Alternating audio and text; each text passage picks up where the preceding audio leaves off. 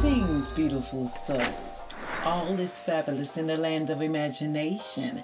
It's your favorite author, Lisa Walker McCrae, back with another tantalizing story time from the pages of my novel, A Peculiar Kind of Love. Remember, you guys, these videos are for entertainment purposes only. First and foremost, big praise to the Most High Yah, and a grateful shout out to all of you who are still in this thing with me. Much love and appreciation from this way. With that being said, let's dive into those imaginations and turn some freaking pages. Clarence, set the stage. Okay, loves, quick recap to bring you guys up to speed on our village. In our last story time, Dean revealed her and Tevin were siblings. Now, the fact that Dean had a brother didn't shock Drew, but to find out it was Tevin was surprising. Drew, of course, had questions, which led Dean to give her a little backstory on her and Tevin's upbringing. The enlightenment was heartbreaking for Drew. She hated the pair was being haunted by the trauma caused by their parents. This really bothered Drew. She had grown fond of Dean and Tevin. Now all she wanted to do was fix them. Awkwardly, Dean and Tevin's situation wasn't the only thing Drew needed to fix. She also needed to fix her actions when it came to Zay. Come to find out, Mr. Kingston, which was also Drew's investor, was a soul she'd encountered a few years back. And although she put the poor man out in the rain, Zay still wrote an outstanding article about her in Serenity Meadows in his father's magazine. Now, how was Drew supposed to fix this? Well, this was the same question she was now asking self, looking down at her phone. Drew knew the right thing to do would be to call Zay, but the embarrassment held her back. Shaking her head, Drew couldn't believe she didn't recognize Zay, but it had been 5 years, so she didn't beat herself up too bad about that. What Drew felt terrible about was kissing this man, then running out on him. And to make matters worse, years later, she put the man out in the middle of the night in the rain. Drew thought back to the kiss, remembering the new doors they tried opening. Then she remembered running out on him, never seeing him again until now. Laying her head on the desk, Drew wished she could disappear. Oh my gosh, what is wrong with me, she whined to self. There was a knock at the office door, interrupting Drew's pity party. Quickly pulling herself together, Drew gave permission to enter. Mate crept through the door. "Hey, my girl, are you just fine?" she asked, handing Drew the warmest smile. The soothing sound of Mate's voice and her welcoming smile instantly calmed Drew's soul. "Mate!" Drew greeted with excitement. She jumped up from her desk and hurried over to give her a hug. "When did you get back?" Drew asked. Mate informed they'd made it back last night. She examined Drew. "It's so good to see you. I'm so glad you guys are back safe." Drew handed Mate a beaming smile.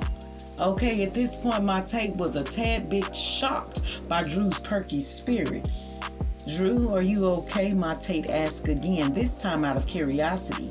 Drew assured she was just fine. She went on to ask Mate how she was and how their trip to Africa went. Drew was overdue for some good news. Anywho, Mate told her she was just fine, but at the same time she was puzzled. The report she'd gotten from Jay about everything that had taken place at the B&B with Marcus, Mate was for sure she'd walk in on a distraught Drew. But instead, she walked in on an imposter. "Baby, are you okay?" Mate asked again. Drew eyed Mate. This was the third time she'd asked her if she was okay. "Why wouldn't I be okay?" Drew asked.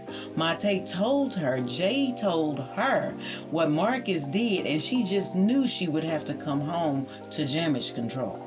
Drew handed Mate a pleasant smile, then spoke.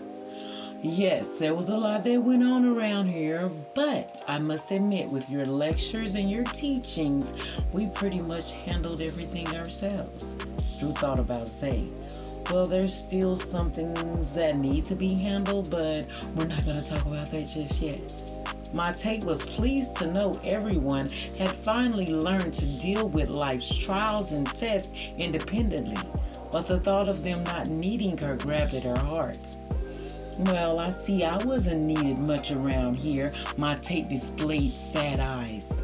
Hearing the emotions in her voice, Drew took my Tate in her arms and blessed her with kisses. You know we'll always need you, right? That's right, Drew. Love on her, honey. Parents need love too. Anyway, my Tate blushed, telling Drew to stop it. So, tell me about you guys' trip. I heard you had good news to share. My Tate told Drew about all the new people from Africa who joined their organization Hugs. She also told Drew about the Levitical priests they'd met who gathered young black men from Israelite descent to make a pilgrimage back to Africa for the Passover once a year. Now you know Joe is already making plans to attend, my Tate laughed. Drew was amazed the Tates had met an actual priest. She'd read about the priesthood in Israel's ancient history and wondered if there were any left. Now her question had been answered. Wow, my Tate, that's going to be some kind of experience for Pop Joe. My Tate chuckled, informing Drew he was already planning, although the gathering was 6 months away. Taking a moment to examine Drew, my Tate knew she was just fine, but she also knew Drew was good at covering things up. Drew noticed my Tate's stare down. What? She asked, throwing her an innocent smile.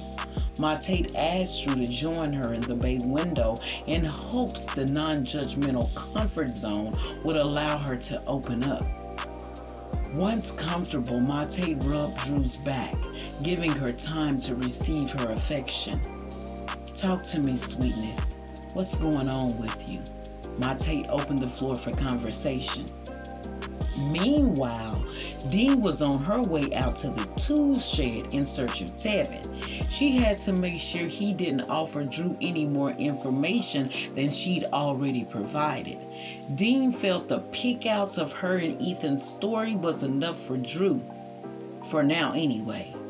Ethan, are you in here? Dean yelled out, walking into the tool shed. She hoped the couple of days she'd given him to cool down was a success and he'd be willing to hear her out. Why are you calling me that? Stop calling me that, Tevin asked and stated, standing behind the workbench sanding down some wood for a birdhouse. Dean let out a sigh.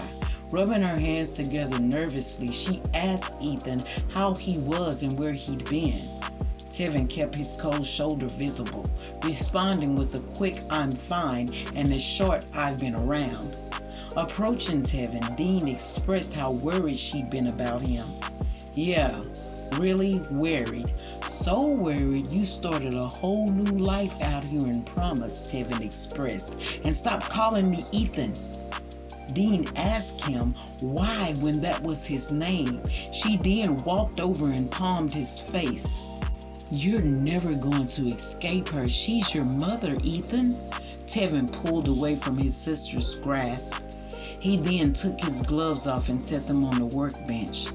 He asked Dean, is that why she let the monster back in? Because she's their mother? No, that's not the reason, Dean confirmed. She further expressed the reason she allowed their mother back into her life was because she had nobody and needed them. Taking the gloves from the workbench, Tevin threw them. He was hot. Our boy got a bit of an attitude, huh? Anyway, Tevin aggressively told Dina to wake up, that their mother didn't need them. All she needed was a drink. He couldn't stand the way their mother played Dina's feelings. Dina was trying her best to stay humble, but it was becoming hard. She pleaded with her brother. Mom has been clean 4 years. I just want to be a family again, Tevin. Looking over at his sister, noticing the tears streaming down her face, that's all it took to humble Tevin. "Stop crying, Bubbles." He took Dina into his arms. Dina smiled. She hadn't heard the name Bubbles in years. Her thoughts went back to when Tevin was little. Dean would always pull out the bubbles for his entertainment when their mother came home drunk and tripping, or whenever their parents argued. Dean held her brother tight. She could see he was still being haunted by their mother's demons. "I promise she's better this time," Dean assured. Tevin pulled away from his sister's embrace. He made it clear that he was an adult now and he wasn't going back to Shiloh City. Dean didn't contest. All that mattered to her was she had her brother back. Okay, these two right here have secrets, and Rain was trying to find out what they were. On the outside of the tool shed, we find her with her ear pressed to the door, eavesdropping. Her explanation, she just wanted to know was Tevin okay. Yeah, well, we'll go with that for right now, Rain. Anyway, Dean and Tevin talked a while longer, catching up on the years missed. Tevin was glad to hear Dina finally started living her life and was no longer tied down to their mother. Now, not wanting to waste any more conversation on their mother, Dean changed the subject. She asked Tevin how did he end up all the way out there in Promise with Drew. Picking the gloves up from the floor, Tevin told Dean he was working at the market, got fired, and the next thing he knew, he was living and working at the B&B. That's how y'all move, honey. 1 minute you're down and out, and the next you're up and blessed. Anywho, Dean was excited and relieved he'd found safety with Drew, but it bothered her. She didn't want her and Tevin's past to ruin what they had in Promise. Oh snap, it's some mystery with these siblings, but let's continue. Okay, listen brother, I'm gonna need you to be discreet about our background, Dean warned. Ethan, these people have been the closest we've had to a family in a long time, and I don't want our past to mess that up. Tevin was more than happy to comply.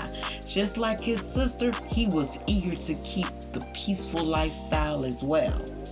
Tevin wasn't the only one with eagerness. Rain was plagued with it. Her ear was now pressed to the tool shed's door, in which she was finding it hard to eavesdrop with Pete's chainsaw roaring. Rain leaned in closer, focusing her ears. She was so involved with other people's business, she didn't hear the chainsaw stop.